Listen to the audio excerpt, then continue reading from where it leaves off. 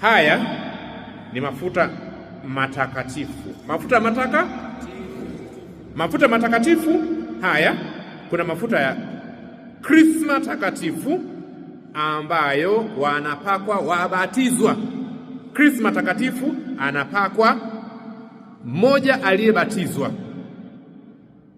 Sawa pendwa? Anapakwa katika paji la uso, krisma takatifu. Krisma takatifu anapakwa padri mikononi, anapakwa katika viganja vyake, anapakwa viganjani humu. Na mimi nilipakwa humu krisma.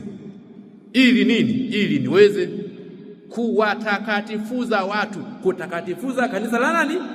La Mungu. Krisma takatifu hii pia anamwagiwa askofu kichwani, anamwagiwa kichwani askofu, kumfanya kuwa kuhani mkuu na kuonesha ishara ya utimilifu wa Roho Mtakatifu. Sawa pendwa? Kwa hiyo krisma hizi yanapakwa mbatizwa tu.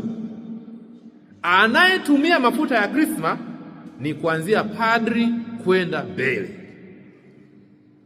Kuna mafuta mengine pia hapa, mafuta ya wakatekumeni.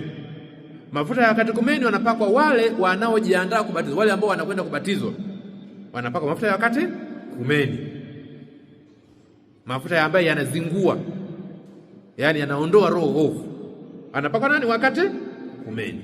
Mafuta mengine ni mafuta ya wagonjwa, wanapakwa wale ambao hawawezi homa, ili Mungu kwa wema wake asaidie wapate uponyaji. Sawa jamani? Haya sio mafuta ya upako. Haya sio mafuta ya nini? Ya upako, bali ni mafuta matakatifu.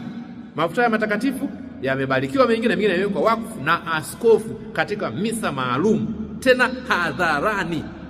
Mwenye mamlaka ya kutumia mafuta haya ni padri na askofu. Ni padri na nani? Na askofu. Lakini katika mazingira machache pia shemasi anapobatiza pia anaweza kutumia mafuta haya. Mmenielewa pendwa? Shemasi anapobatiza anaweza kutumia mafuta ya wakatekumeni na mafuta ya krisma. Mmenipata wapendwa? Sasa haya mawazoni, sijui mafuta ya upako, sijui nini. Hatuna. Kanisa Katoliki hatujishughulishi na mafuta ya upako. Nikikuona Mkatoliki unajishughulisha na mafuta ya upako, na kwenda wewe ni mshirikina kama washirikina wengine. Sijui unaenda kukanyaga mafuta, na kama nyumbani kwako wewe Mkatoliki una mafuta ya upako, haya mafuta ni invalid. Mafuta haya anakaa nayo padri. Wewe ni padri?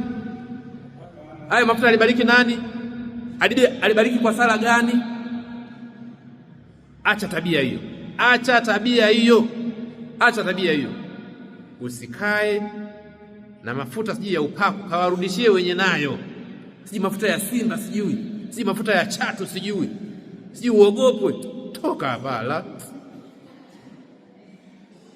Mafuta ya krisma, mafuta ya wakatekumeni, mafuta ya mpako mtakatifu wa wagonjwa. Basi, full stop. Mmenipata wapendwa? Kwa hiyo naomba tuelewe hiyo. Kama nyumbani kwako na mafuta ya upako, unajua kwamba umefanya kosa kubwa sana, na inabidi utengwe na kanisa.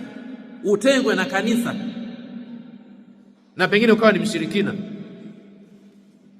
Kwa maana mafuta haya tunaamini sisi Wakatoliki katika mafuta ya mpako mtakatifu, mafuta ya krisma, mafuta ya wakatekumeni. Zaidi ya hapo hatuamini katika mafuta mengine. Tumeona wapendwa?